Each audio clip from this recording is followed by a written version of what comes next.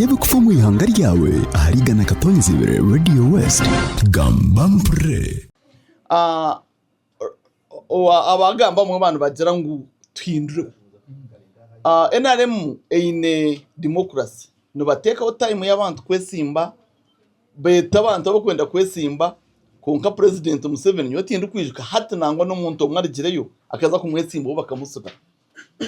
even abantu bari free kwesimba independent for the first time tindebere nangwa na presidential candidate o izari independent echo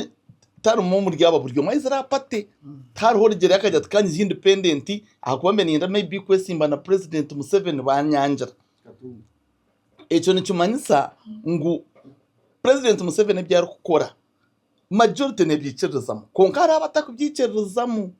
and indeed nito bari mu kibina hine bitukureba ebicangire konka twina amasiko ngo nibazafiterera